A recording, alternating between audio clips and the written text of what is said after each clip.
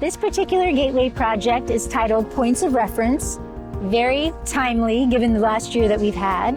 We developed this gateway concept roughly in 2016, and we're looking for a way to sort of bring gateways to downtown to create a sense of place and space and create some branding around our sub-districts in the downtown.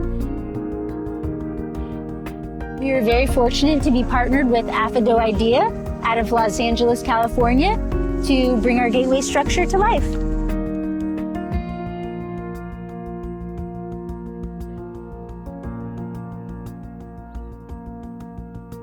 So the piece itself is a graphical interpretation of a timeline of the city of Erie.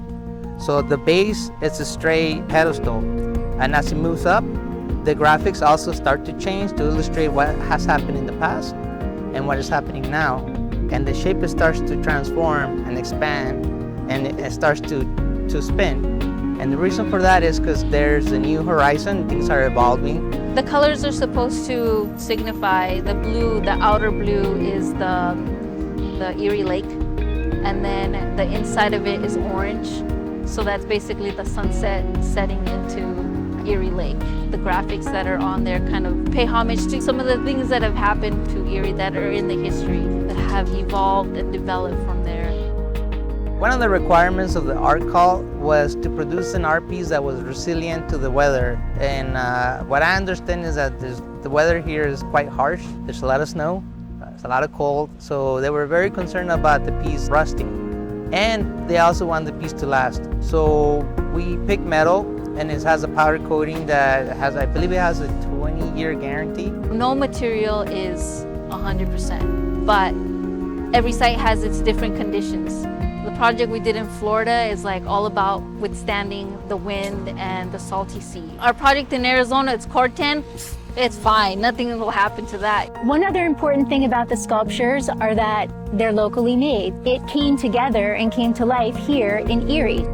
When we first pitched the idea, knowing that we're not from here, we wanted to work with local fabricators and local professionals, for two reasons. One is that the piece itself was going to be partially made here locally.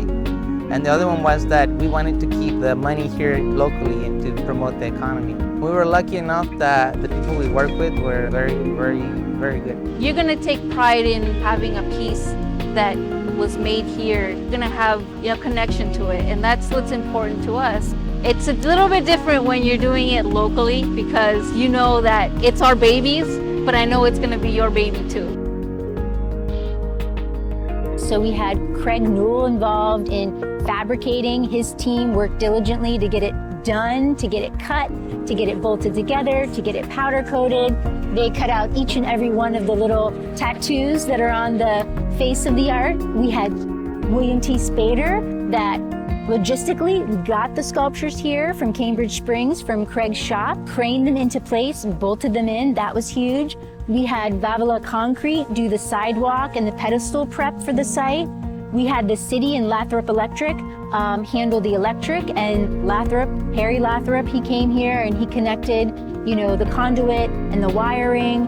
We worked with an engineering firm out of Wexford, PA, to help us execute the engineering drawings and make sure that our piece is sound, especially in Erie's harsh winters and with the wind that comes downtown. So lots of amazing people were involved, and we're really proud of that we were able to involve a lot of local businesses in bringing Points of Reference to life.